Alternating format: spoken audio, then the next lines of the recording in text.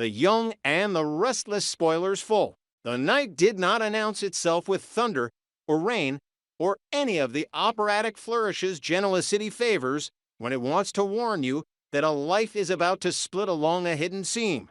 It arrived as a quiet that sharpened every sound, the hum of the refrigerator, the tick of the thermostat, the soft rush of tires on wet leaves as Clare, steady as a shadow that has practiced not to shake, slipped out of the house with her coat zipped to the throat and her hair pulled tight as discipline. Kyle noticed the absence the way a pianist hears the wrong note in a familiar piece, not by what is played, but by what is missing. He had learned the rhythms of Clare's days the way executives learn market cyclical silences before coffee, the reflexive way her eyes found his son, the sudden, unguarded warmth when she believed she had earned one safe minute and something in the cadence was off. He did not plan to follow her.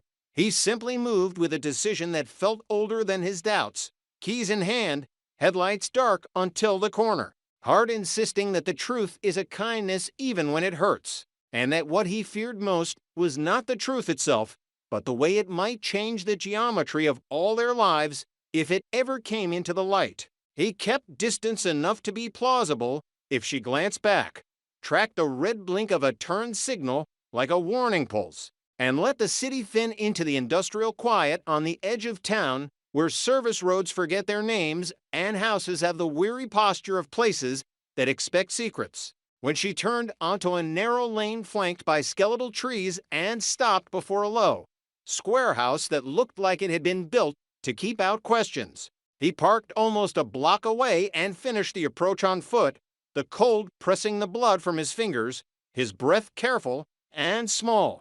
Holden's place had a yard that gave nothing away. No swing abandoned mid-arc, no trash can left askew, no porch light that had learned to flicker in Morse. The blinds were down, but the window by the side door had been left open a hand's breadth. The kind of oversight that is less a mistake than a habit formed by someone who does not expect to be observed. Kyle found a piece of mulch for the toe of his shoe and lifted just enough to see the slant of the kitchen. A battered wooden table, 2 mugs, a phone face down, and Clare standing not as a trespasser, but as someone who had known where to stand before she arrived. Holden entered the frame as if he lived there, which of course he did, but there was a second living happening as he poured hot water and spoke without preamble. And Clare, who in public had perfected an economy of expression that made people underestimate the tensile strength of her will, answered him in a tone that belonged to years not shared with Kyle at all. Easy to misread, Kyle told himself, easy to build a cathedral on a rumor. But cathedral or shack, what he heard next gave the walls a foundation.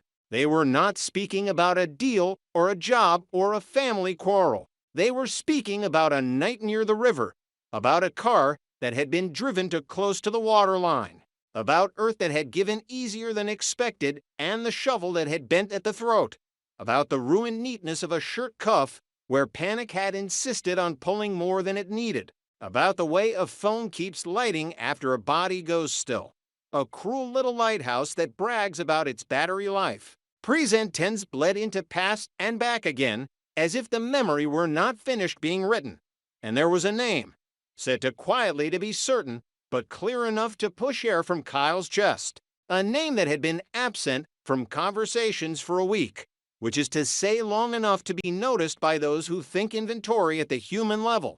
Evan, a courier who did not look like trouble until you understood he was a gravity well for other men's mistakes, a whisper collector whose smile offered non-disclosure as a lifestyle, not a contract.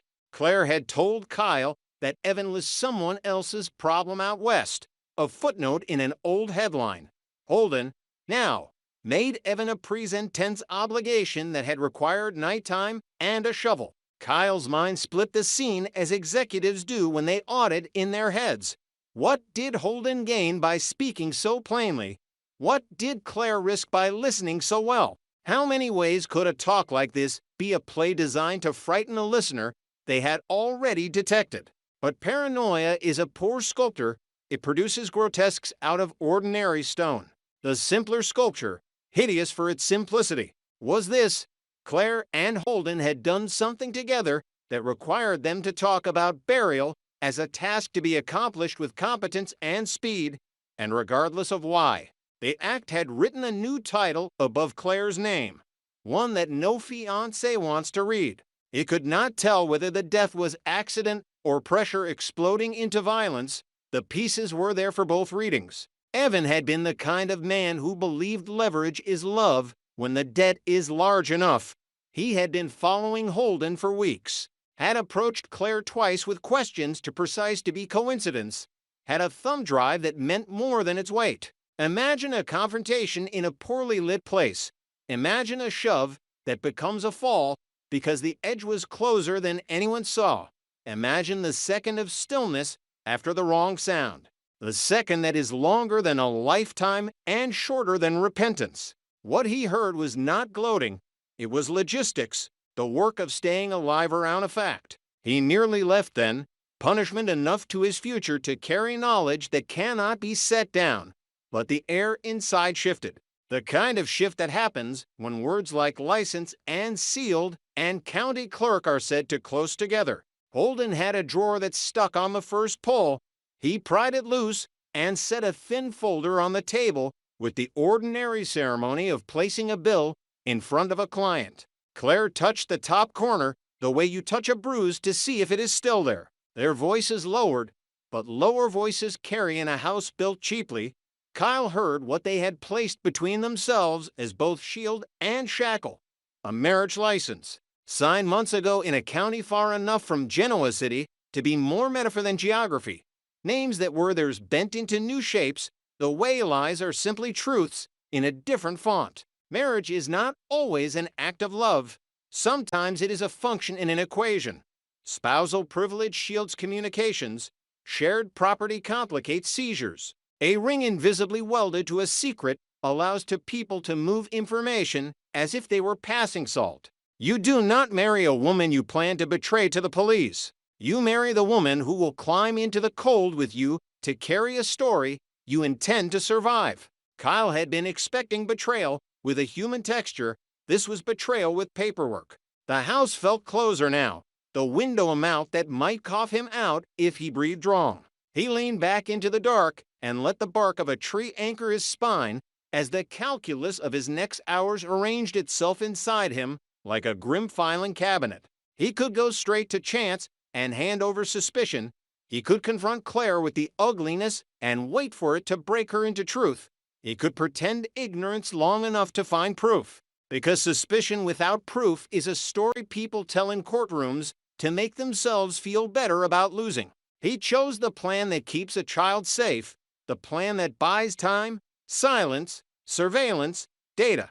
He returned to his car with the rubbery legs of a man who has passed through a door he cannot close. The drive home did not exist. The house was both safer and more dangerous than it had been 3 hours earlier. He took a shower to hot and stood in it until the steam argued with the mirror, until he could look himself in the face and admit that love is not weaker for needing verification. He slept because bodies insist, but his mind kept sifting. And by morning he had a list and a tone of voice already selected for Clare, a tone that hid the name of her midnight from her eyes. Days do not wait for private storms to pass. There were meetings that insisted on his signature, details about shipments that absolutely required his understanding. A father who read faces like quarterly reports and asked questions without a question mark. Kyle let the surface carry him because it must. Underneath, he became a quiet thief of context. He checked traffic cameras near the river and learned that a particular sedan had pulled onto a service road at 1:11 a.m. 3 nights prior and exited at 2:03, never exceeding 15 miles per hour. He asked a friend at a tire shop whether Holden favored any particular brand and received a shrug that meant yes, and a receipt that meant loyalty has a price printed at the bottom. He chatted with a clerk at the county building where, theoretically, everything public is also impossible to access, and left with the knowledge that if two people named with slight errors had filed a document together, the archive would show a satisfied stamp the color of old blood. He did not yet have the paper, he had the shape of the paper. Meanwhile, in the hours when Claire believed she was unwatched, the weight of secrecy bent her shoulders in ways a lover notices when he cannot say why. She softened around Harrison with a tenderness that felt less like joy than like penance. She answered texts too quickly and then too slowly. She walked into a room and forgot why she had come.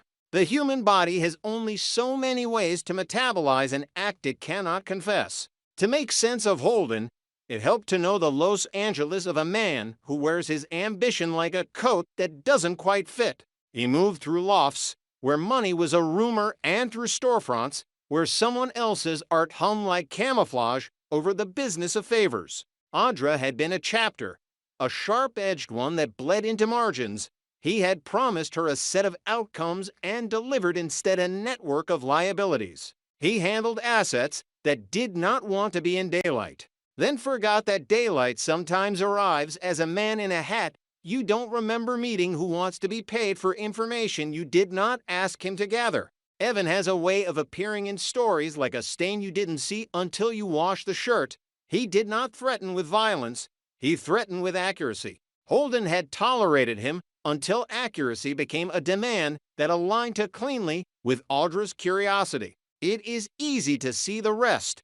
A meeting offered as détente, a bluff called on a night when the air felt metallic, a scuffle that introduced the ground to the back of a skull, the sudden quiet that is not absence, but a presence too heavy to carry through the front door of any honest house. Claire, who had trained herself to survive other people's appetites, will always choose the action that keeps a story from swallowing a child. That night near the river was not her first midnight, only the one that left mud on her palms even after the water went cold. She had gone to the edge of something because Holden had asked with a tone that said he knew the shape of an obligation she had carried from older mistakes. Because she believed she could stand between a man and the worst of himself.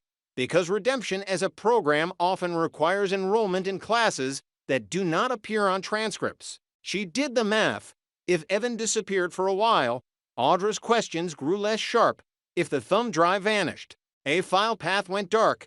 If she stood beside Holden in the one place where his life had become not just messy, but prosecutable, anyone who came later to sort the pieces would be forced to consider her not as witness, but as wall. A marriage license is a wall with a city behind it. She did not fall in love with Holden.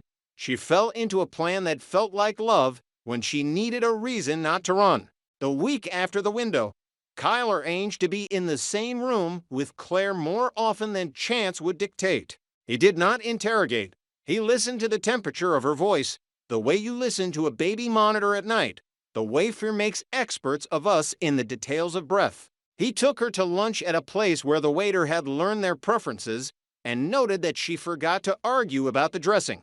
He watched her eyes when he mentioned the river as part of an unrelated anecdote, watched the pulse in her throat acknowledge it as a proper noun. He brought up a wedding venue in Paris because planning used to be their future's love language. She nodded and said the right adjectives, but the words had the weight of someone trying on clothes for a body she no longer trusts. He told himself he was not cruel for letting the minutes hold her in a grip he controlled.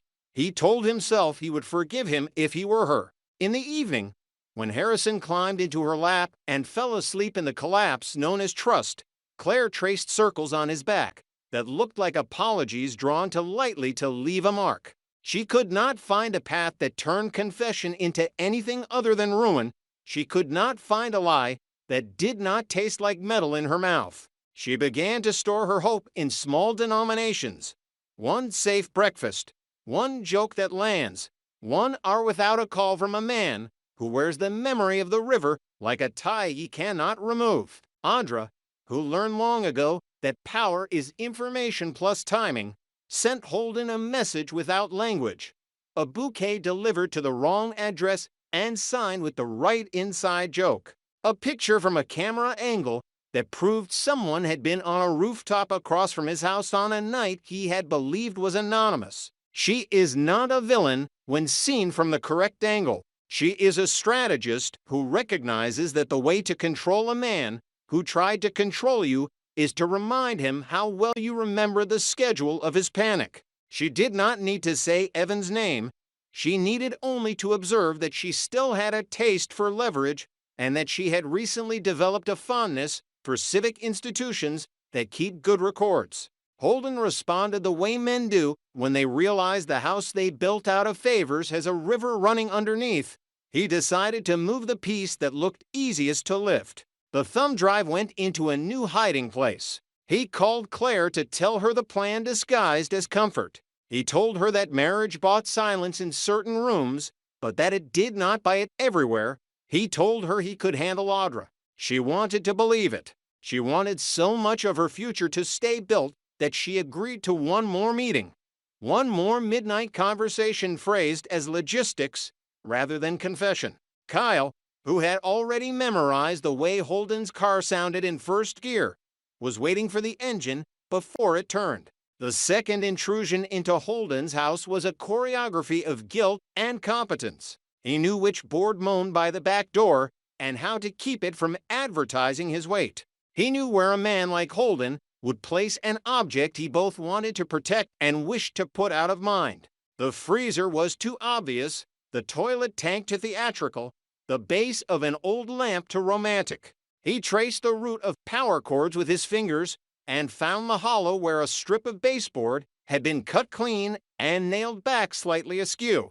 The drive was there, taped into a cradle of felt like something you put a wedding ring in when you still want to pretend the ceremony did not take. He had it in his hand when the hinge whispered that the door had given into a key. There is a kind of stillness that takes even the sound out of blood. He stepped into it. Claire entered first because that had become their habit, her back to him, her face in profile to a room she knew too well, and in that fraction before she turned, he saw the life he wanted assembled around a woman he was losing to a decision older than their warmth. He did not speak. He replaced the drive. He stepped backward through a door he had left unlatched, and in that miracle universe of seconds, when Holden's phone demanded his attention from the other room, he made it to the yard and the tree and the air. Her face found the movement and knew it was him before her brain could use his name. Later she would tell herself she had imagined it. Later he would tell himself she had known. You can live like that, to people moving through rooms with truths held like knives in their sleeves, but only for a while. The pressure finds soft tissue eventually. Kyle chose his moment as if he were selecting a product launch, when the currency of attention would be his and the chaos of the day would be cooling. He asked Claire to sit with him in the room they had trained to be their truth room, a sofa without a TV to seduce them into the pact of distraction, a lamp whose light made faces honest. He did not accuse. He built a bridge made of the hours they had already shared and asked her to walk toward him on it. He spoke about safety as a math problem and about Harrison's name as something you never put in proximity to words like river or midnight. He told her what he knew without telling her how he knew it. He watched the angle of her shoulders change from the posture of a defendant to that of a person who understands a confession has been invited, not demanded. She did not give him a story, she gave him a shape. There had been a night and a mistake and a choice made in a panic that had been elevated to a strategy by dawn. There had been a document filed to buy time, not a vow in the language of forever. There had been fear that if she told him the way the shovel had sounded when it struck rock, he would hear in it not desperation, but design. He listened as a man who loves listens when love is a verb.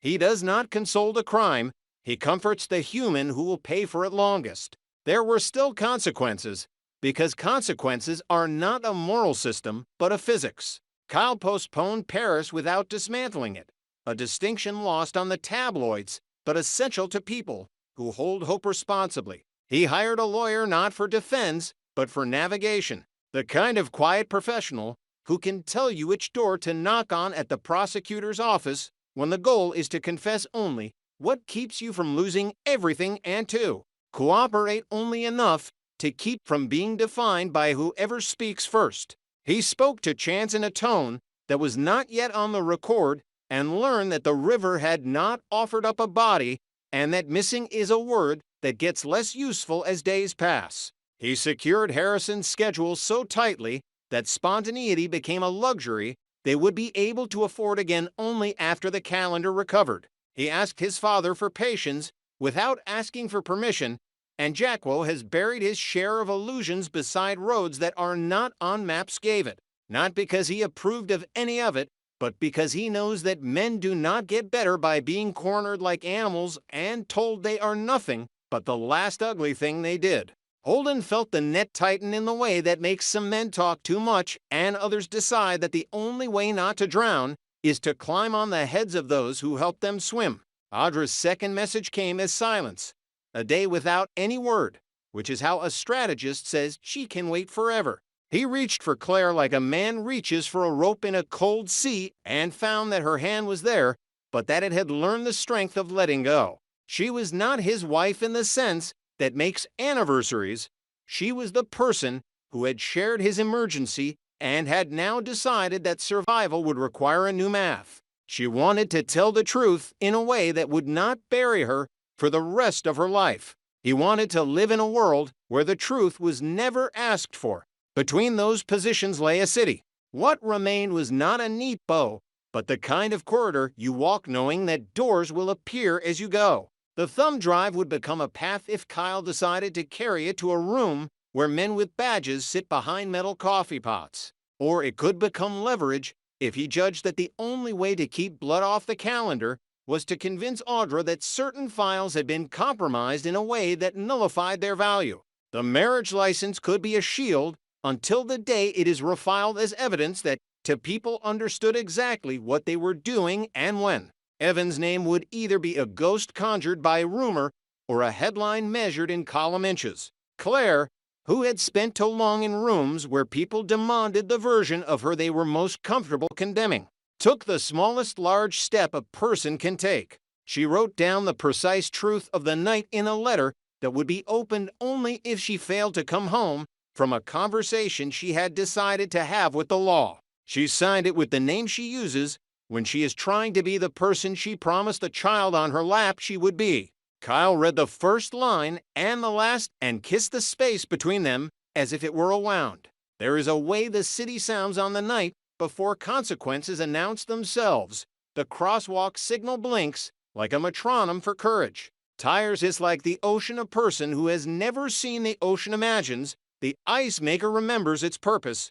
Somewhere, a window is left open a hand's breadth because a habit has not yet learned fear. If you stood outside Holden's house again and put your ear to that seam, you would hear a quiet that is not peace, but readiness. Inside, a man is learning that every ledger has a final line. Across town, a woman is choosing a set of words she can live with and a set of silences she cannot. Between them, the man who watched through the window now understands that love is not the opposite of judgment, but its companion.